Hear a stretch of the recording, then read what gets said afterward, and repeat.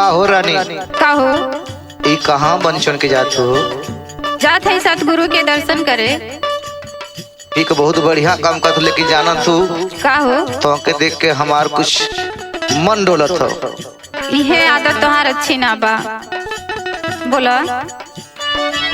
झुलनी पे गोरी लागा हमार जिया,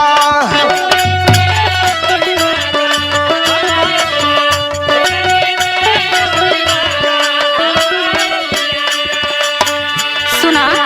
बोला। ई कोनो ऐसा ऐसा झुलनी ना बा। कैसन ले ले वो? सुना। झुलनी का रंग साचा हमार पिया,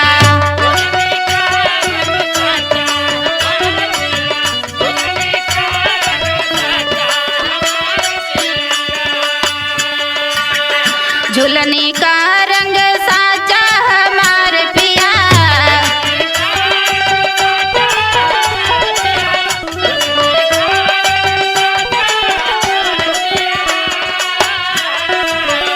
झुलनी का रंग साचा हमार पिया।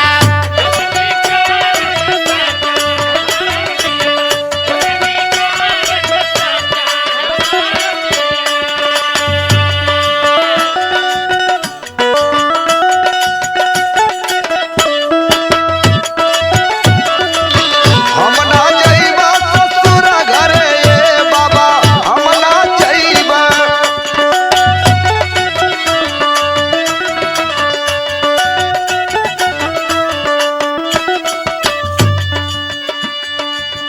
ए रानी का हो? सुना। बोला। कवना सोनरवा बनायो रे झूलनिया,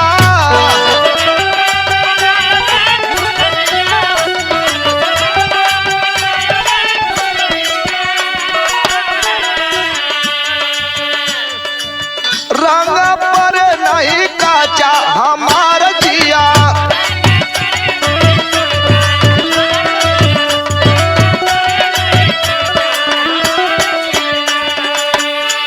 सुना। बोला। सुगर सोनरवा बनायो रे झुलनिया,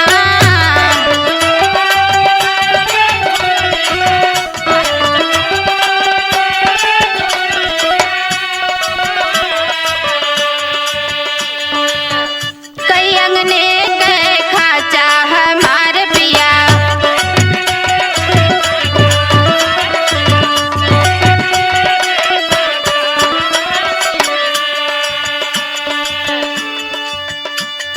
एक बात हमरे समझ में तो हर झुलनी देख के अवथियो। का हो? सुना। बोला। सीता जला पावा का गगन समीरा,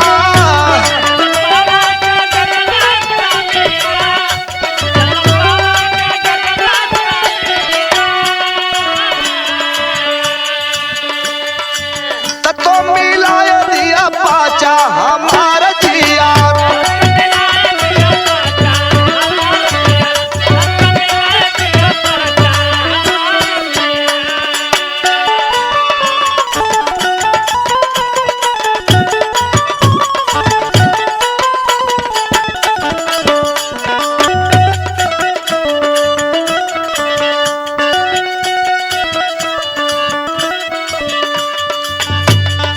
अब समझला झुलने का महत्व। हाँ। सुना।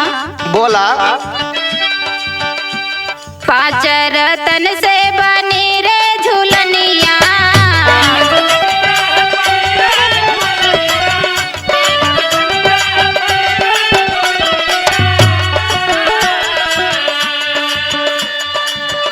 जो पहिरा सोई नाचा हमार पिया,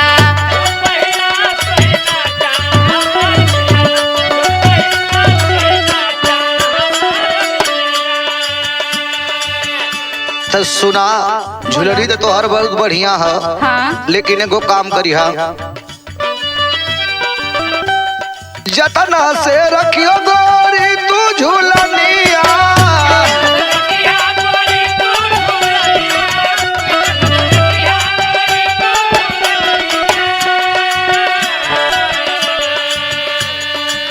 गुजे चौदी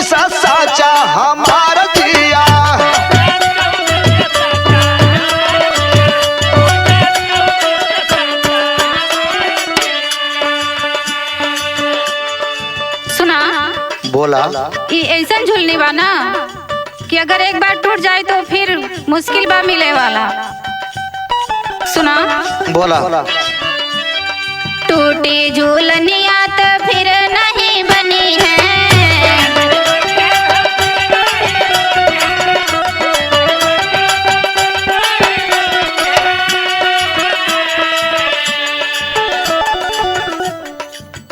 फिर ना मिला ऐसा ढांचा हमार पिया।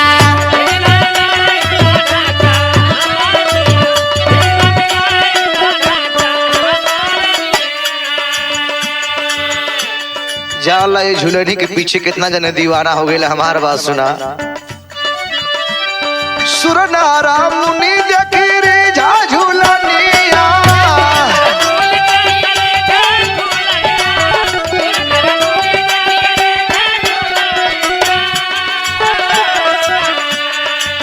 कोई ना जगह में बाचा हमार जिया।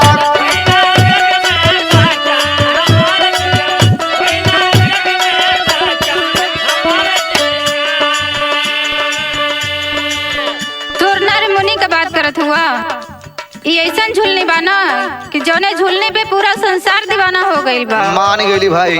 सुना। यही झूलने पे सकल जग मोहे,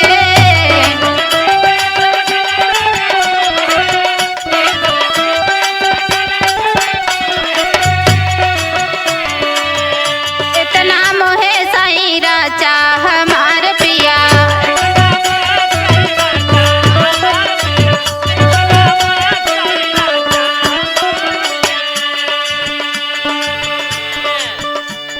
जानत हो।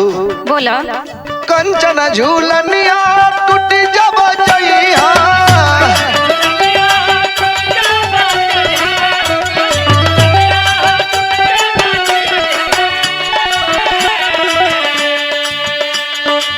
करिया का बिरू अब बाचा हमार जिया।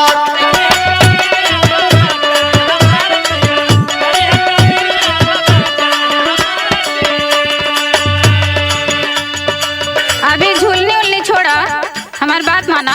बोला। सुना। सुना वीरेंद्र